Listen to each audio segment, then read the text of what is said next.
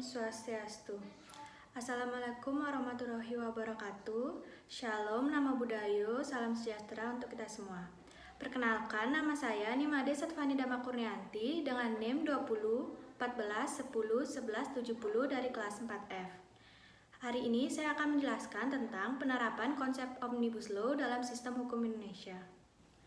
Konsep negara hukum telah menjadi paham yang dianut di Indonesia dalam menyelenggarakan tata pemerintahannya, dengan ciri khas hukum diformalkan di dalam bentuk tertulis melalui undang-undang dengan kepastian hukum sebagai esensi utamanya.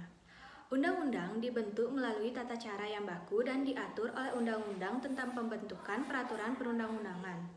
Pembentukan peraturan perundang-undangan merupakan satu rangkaian proses yang mencakup tahapan perencanaan, penyusunan, pembahasan, pengesahan, atau penetapan dan pengundangan. Bahwa undang-undang yang telah ditetapkan dan diundangkan tentulah telah melalui proses yang sangat panjang, sampai akhirnya disahkan menjadi milik publik yang bersifat terbuka dan mengikat untuk umum. Ketika Presiden Joko Widodo dilantik untuk periode kedua jabatannya, beliau menyatakan bahwa pemerintah akan menerapkan Omnibus Law untuk mengatasi hiperregulasi di Indonesia dan menyederhanakan peraturan perundang-undangan yang ada di Indonesia. Saat gagasan tersebut disampaikan, masyarakat pun bertanya-tanya dengan apa yang dimaksud dengan Omnibus Law. Tidak hanya masyarakat awam, pertanyaan serupa juga sampai ke kalangan akademisi. Pertanyaan dan kebingungan tersebut dapat dipahami sebab Omnibus Law baru pertama kali digagas dan sistem hukum di Indonesia tidak mengenal konsep Omnibus Law. Sehingga gagasan baru tersebut untuk dapat diterapkan ke dalam sistem perundang-undangan di Indonesia harus diuji secara seksama terlebih dahulu dan menjadi pertanyaan apakah konsep ini cocok untuk diterapkan di dalam sistem perundang-undangan nasional atau tidak. Selanjutnya ada penerapan Omnibus Law di dalam sistem perundang-undangan nasional. Sebagaimana yang diketahui bahwa Omnibus Law dikembangkan di negara yang menganut budaya hukum common law system, sedangkan Indonesia adalah negara yang menganut civil law system. Budaya hukum yang saling bertolak belakang tersebut jelas memiliki ciri yang berbeda termasuk dalam pembuatan peraturan perundang-undangan.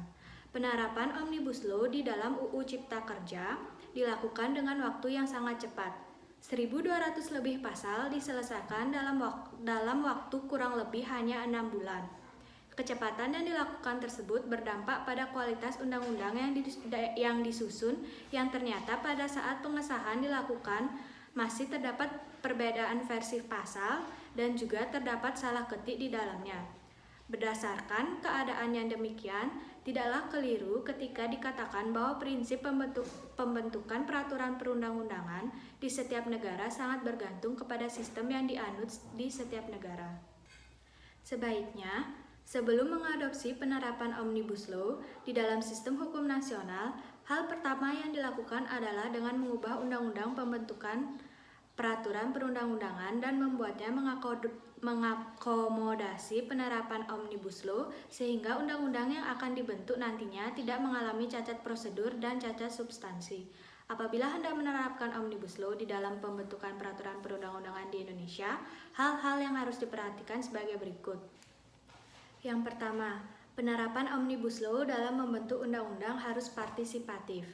Dalam hal ini, negara harus menciptakan wadah untuk menampung dan alur untuk menyampaikan partisipasi publik yang jelas. Selama ini, mekanisme partisipasi publik tersebut masih samar-samar, sehingga adanya partisipasi publik dalam pembentukan peraturan perundang-undangan hanya dipandang sebagai syarat formal. Masyarakat harus ikut menentukan arah kebijakan prioritas penyusunan peraturan perundang-undangan. Tanpa keterlibatan masyarakat dalam pembentukannya, mustahil sebuah peraturan perundang-undangan tersebut dapat diterima dan dilaksanakan dengan baik. Yang kedua, harus ada mekanisme harmonisasi peraturan perundang-undangan yang jelas.